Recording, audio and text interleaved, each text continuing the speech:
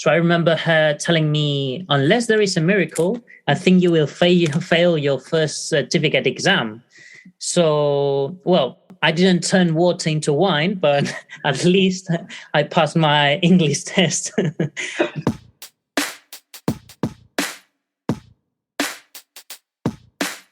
Then at uni, I decided to study languages because, well, I found communicating with other people from different countries very interesting, right? So, learning languages it's a way to discover the world as well. I have the freedom as well by creating my own material to share culture and music and bring up different topics to engage in conversation, right?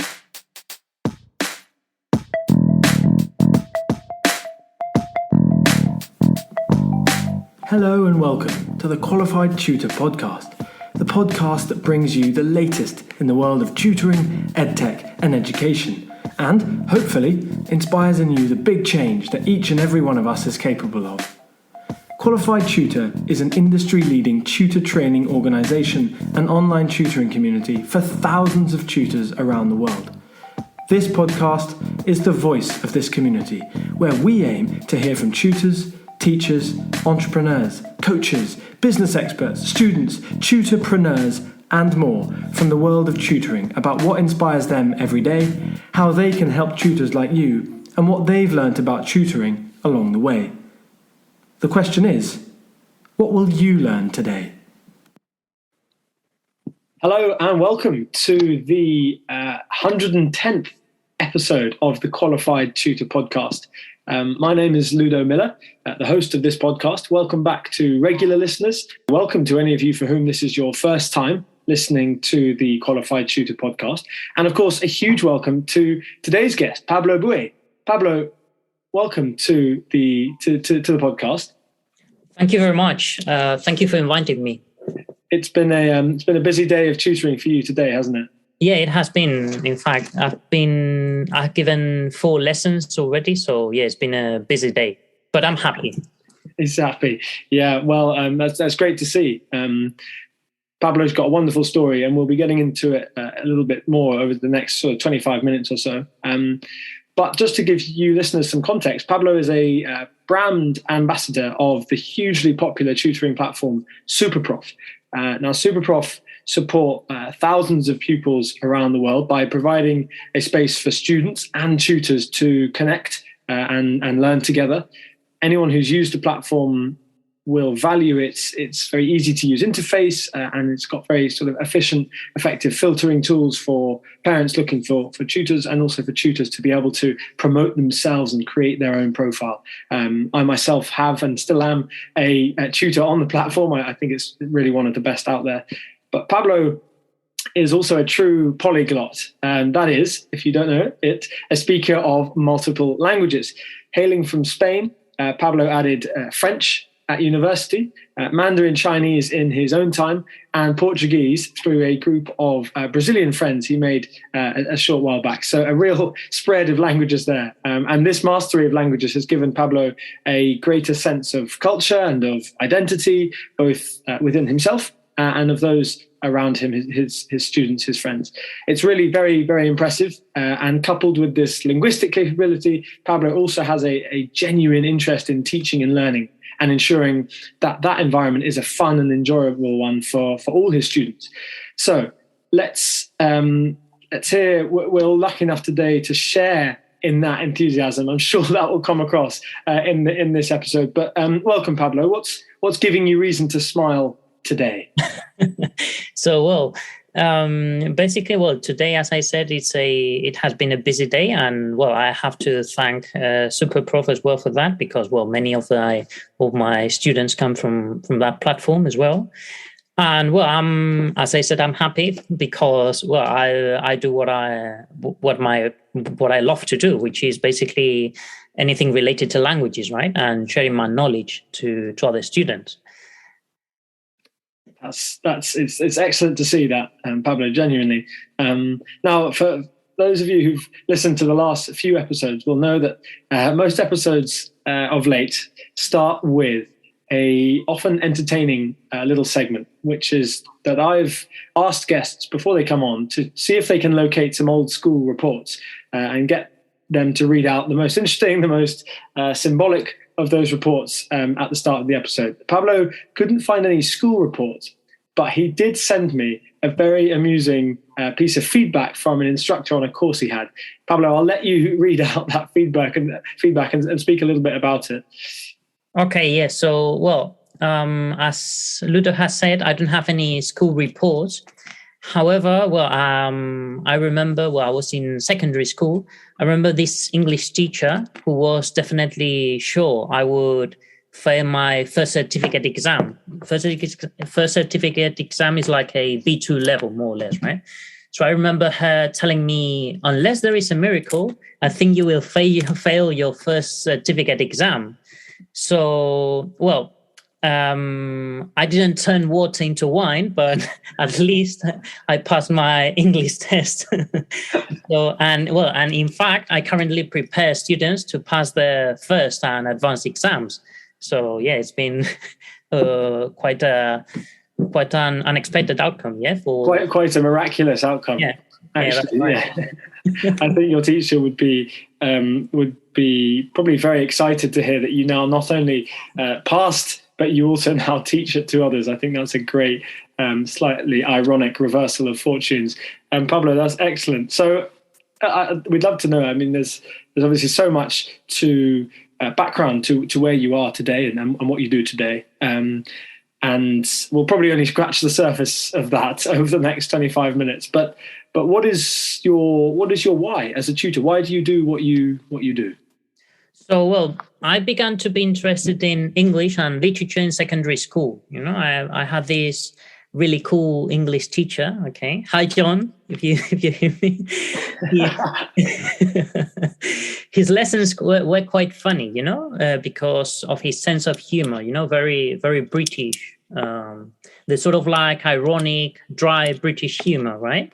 So I attended this kind of posh school, right? And you could see this English teacher who went against the current in that sort of environment, no? So apart from learning English, right, with this teacher, yeah, he used to share with us his love for poetry, Man United as well, British rock music, right? And also his cats and dogs jokes, you know, because he despised cats and dogs. So it was everything very funny, you know, in his lessons. So yeah, although I love animals, you know, I started to follow a bit of his interest, right? And I started to listen, for example, to the Libertines, Baby Shambles, Pete Doherty, you know, this kind of music. And yeah, then I started reading literature as well, right? And then at uni, I decided to study languages because, I found communicating with other people from different countries very interesting, right? So, learning languages, it's a way to discover the world as well. So, yeah, why not share my knowledge with others and in a fun way, right? So, yeah, that's excellent. It's so often that you hear that an educator's love of teaching and of learning has come from one single teacher. And I think that's a really empowering moment, isn't it? Because you can be that educator that some student of yours goes on to say, I loved working with Pablo. He made me, he taught me an interest, a passion for Spanish. He told me about his love for, I'm going to guess maybe Barcelona, could be Real Madrid. I'm not sure. Maybe it's Man United. But yeah, no, that's a really strong kind of story there, Pablo. So how do you think, what is your current kind of philosophy of teaching languages then? That's such a key part of learning for so many children and adults as well. What is your philosophy of teaching languages? So I think teaching languages should be fun, but for both the student and the teacher. Okay, I think that, in that way, the student is happy and it encourages him or her to learn more. A student who is encouraged to learn more is always happy. So I think it is a very important point, right, to make the lessons enjoyable. Yeah. Also, it is important to bear in mind students that, well, they may have different goals or a different mindset. So adapting to them, I think it's also key. I have some students from Kuwait, another from Singapore, another from England or from Spain. So I think it's very important, adapting to the student as well. Yeah. So how have you come to learn how to adapt best to a student? You say adapting to a student is a really key part. When you first start working with a new student, how do you adapt to the way that they learn? So it depends on the case, right? Some students may be more interested into music, right? Others might be more interested into more kind of literature or more the cultural part of their language, right? Or some others food. Well, food, generally we all love food, right? but it depends on the student, right? And also, the pace. Some people, they are quick learners. Some others need a little bit more help, maybe in some areas. But it's very important adapting to other people's languages, to other people's mindset and goals. Yeah, no, absolutely. I think when I was tutoring languages, which I don't do a great deal of, I tutor more English and maths, but I do also tutor French and a little bit of Spanish as well. And I think I've always found it's trying to avoid too much of the classic classroom style of teaching languages, especially here in the UK, where it's often just learning kind of banks of words, covering up one side, learning the other side, and then filling out, a sheet with missing words, or, that kind of very classroom style of teaching languages. I feel that it's teaching languages as one would speak a language is in the long run going to be so much more beneficial for that student. So speaking to them in the target language, in French, during the lesson, even if at first they may not catch everything you're saying, if you speak slowly, they will eventually learn some of the key terms and the key ways of speaking in that language. And I think perhaps languages have an advantage in that field, because you can't necessarily do that. You can't teach your lesson in maths, or you can't teach your lesson in geography. So there's a small advantage there. But I think that's really key. I mean, you mentioned there that making your lessons fun is a key part of what you do, and you can tell already, Pablo, that you are enthusiastic and energetic and kind of very humorous individual. So what do you think makes a good language tutoring session? So, I think, in my case, I like creating my own teaching material. Okay, always supported on other academic material, obviously, right? But in that way, apart from teaching grammar, vocabulary, right, the sort of academic things we are, I have the freedom as well by creating my own material to share culture and music, bring up different topics to engage in conversation, right? So that's what I pretend with my lessons as well, right? To cover different topics as well, and to make it different, every day if I can, and so I think that conversation practice is very important. Going through grammar points and vocabulary, and have a good laugh, right? So I think is the perfect language tutoring session. Yeah, I think that's very true. And when you say have a love, you mean sort of have a passion for it. And a good laugh as well. And a good laugh as well. Sorry, I thought you said a good love. Sorry, and have a good laugh. Sorry. Have a good laugh. So how did you develop that style, do you think? Why is that the style that you kind of go with for a language tutoring session? So, I always like to start with the practice, with the conversation, right, and see how has been the last few days for the student, right? And we may talk about very current topics, and then I always try to go to the grammar points, right, which and gradually expand vocabulary, right, and at the same time, try to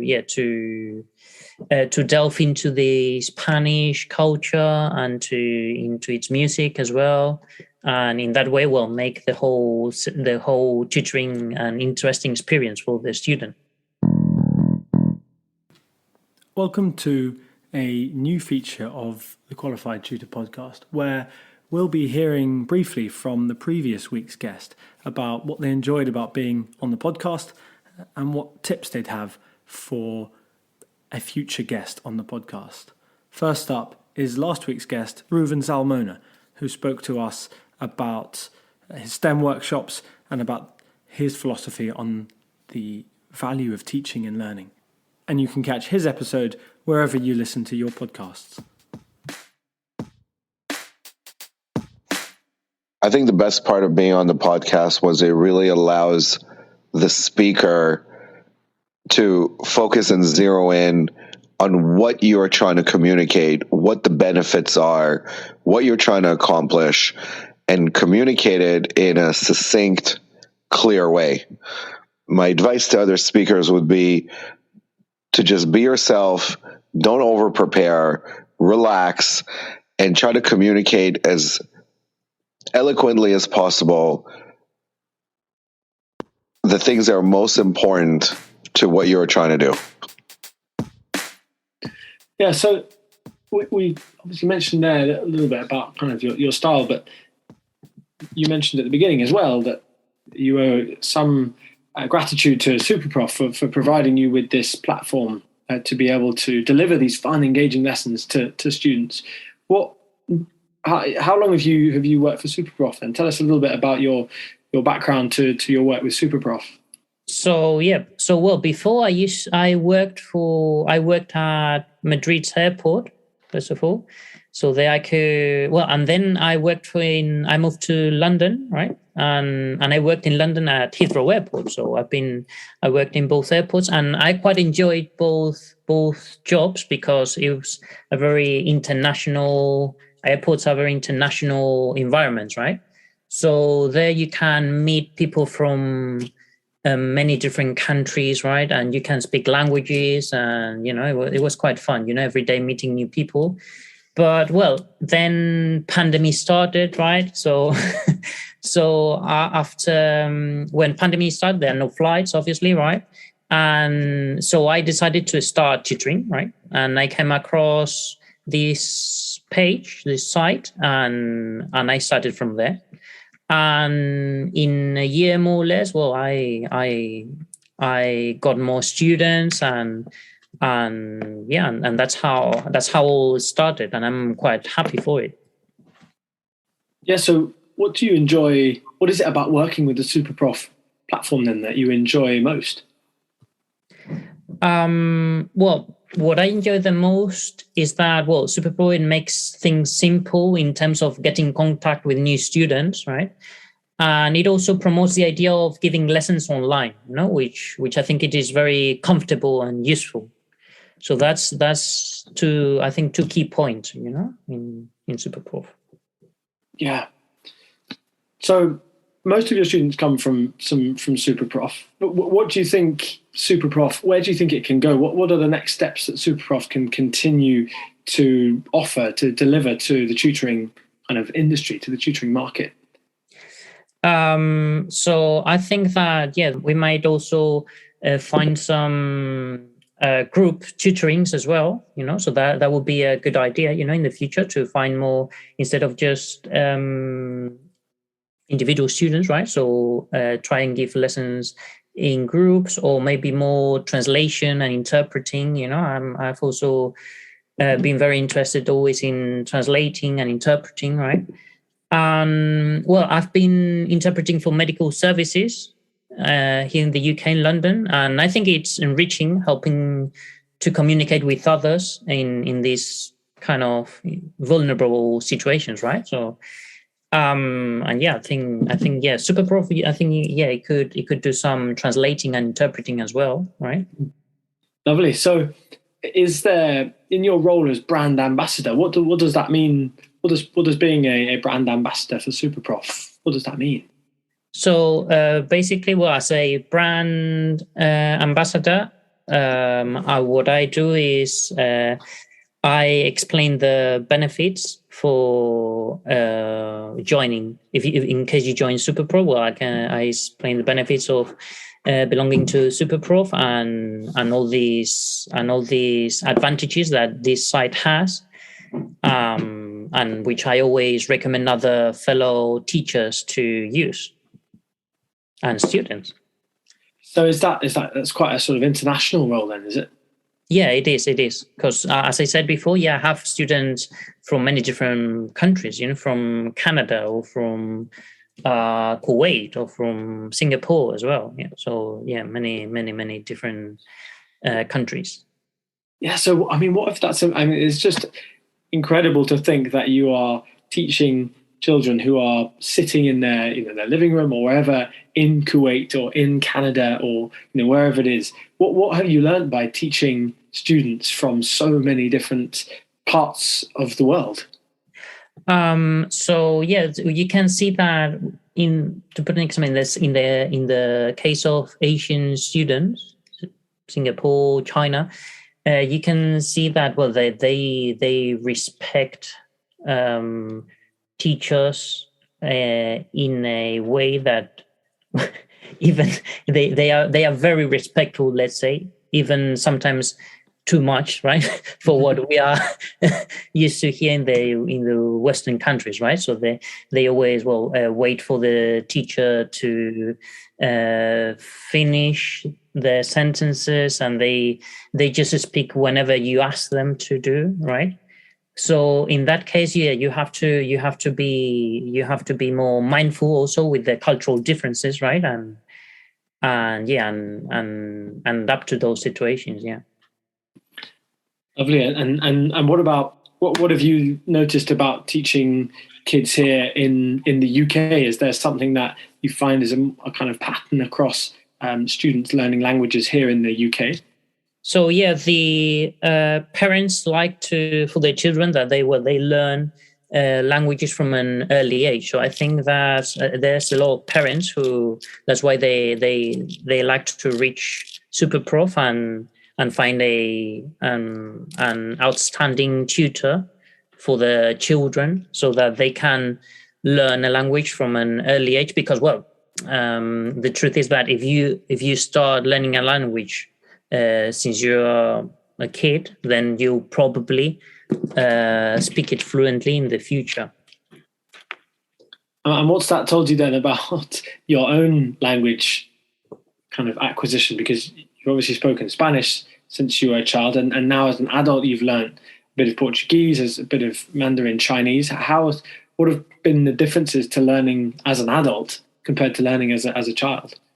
Well, I'm in my case, I was lucky because my parents want me to learn English since I was 2. That's the lucky point, right?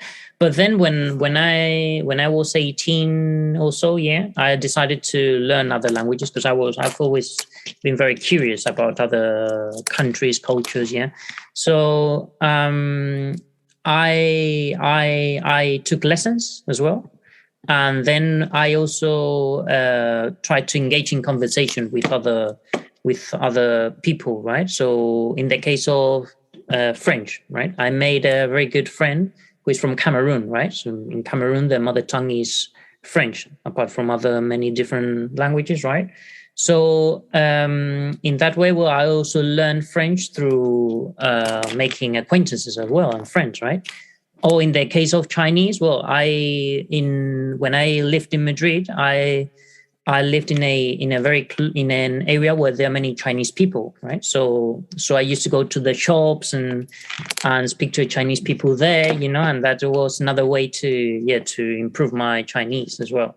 So I think that's the beauty of languages as well, right? So you can get to know other people, make new friends, and that's the point, I think.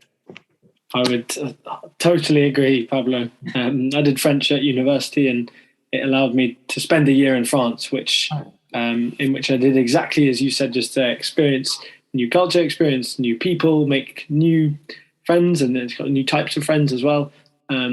I think that's always very interesting, that friendship with someone where they speak a language that isn't your first language, but is a language that you're learning, because you learn a great deal about yourself in that friendship, because it's not, it's not your mother tongue, it's not your native language. So you've come at it from a slightly different angle, and you're having to work on not only the language side of things, but also, making friends with someone. And I have noted as well that over the years, if my level of language, whether it's French or Spanish, it's dipped slightly, it suddenly, there's this bizarre experience where it becomes harder to speak to a friend of yours, which is a very strange experience, because you don't have that with friends of yours who speak your native tongue. So, it's almost it's a great reason to continue learning a language once you've made friends in that language, because otherwise you may lose those friendships. So I mean, Pablo, this has been a really great chat. We speak to tutors from a very, very wide range of subjects on this podcast, including people who aren't really necessarily tutors. They might be more teachers, or they might work as tutoring business leaders, or in the education space generally. But it's great to talk about languages from time to time. Probably slightly biased, because as the host of this podcast and as a great lover of languages, I'd probably love to do it more, but it's a small proportion of the wider tutoring market. But it's been great to speak to you, and perhaps further down the line, when this podcast has exploded onto the podcasting space, we can have a version in Spanish, we can have a Portuguese version, we can have a Mandarin Chinese version of this episode as well. But I'd love to finish on a question that I love asking guests when they come on, which is, what's next for you? What's next for you in 2022 and beyond? So I'll continue with my tutoring lessons, okay? Because I think I'm quite enjoying it, and it's very comfortable, right? Working from home. And as I said before, I've always been into translating and interpreting, right? So I think I would like as well to work for the police or the courts at the same time I continue with the tutoring sessions. So yeah, that would be the ideal thing for me, I think. Is there another language that you'd like to add to your armory? I mean, I've just been in Egypt, so while I was in Egypt, I was dreaming, right, of learning Arabic as well. But for the time being, it's just a dream, okay? Because languages, it takes a lot of time, effort. So for the time being, I'm happy with the languages I already speak. Yeah, well, no pressure to learn anymore. That's already 4 or 5 that you've mastered, Pablo. But no, thank you, Pablo, so much for coming on, for giving up your time, for representing Superprof in your capacity as brand ambassador. I think it's a great thing to be part of, and not only to be a part of the Superprof community, but also to be able to represent them, to go that step further and be a brand ambassador for them. So if you are thinking that you would like to join the wonderful community that is Superprof, just head to superprof.co.uk. You can sign up to become a tutor very easily, very simply. There are thousands and thousands of hundreds of thousands of students on there looking for sessions, across a wide range of subjects, not necessarily just academic. That's what Superprof do so well, is they offer all kinds of instruction and training and coaching, as well as academic tutoring as well.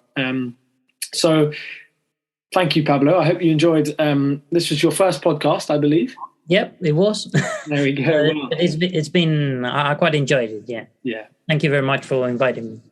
That's a pleasure. We very much enjoyed having you on, Pablo. Next week, we'll be talking to Henry Dingle, who is a member of the Qualified Tutor community and offers tuition as part of a 12-week mentorship program where he helps students with English, maths, mindset, mentorship, but also supports parents in their role as the kind of educator with their kids. I think it's a great dichotomy to have, is to be supporting the students as well as the parents alongside that. So we'll be talking to him about his new video course, Trusting Your Teen, and that's going to be a really great episode for students, for tutors, and also for parents. But Pablo, that's been a wonderful conversation about what it means to make languages tutoring effective. Part of that is making it fun. And I think that's a really good starting point for so many tutors of languages. So thank you. Thank you very much. Thank you very much, Ludo, for everything. And I hope to see you soon. Lovely. We will see you all next time then, dear listeners. Cheerio. Bye. Thank you.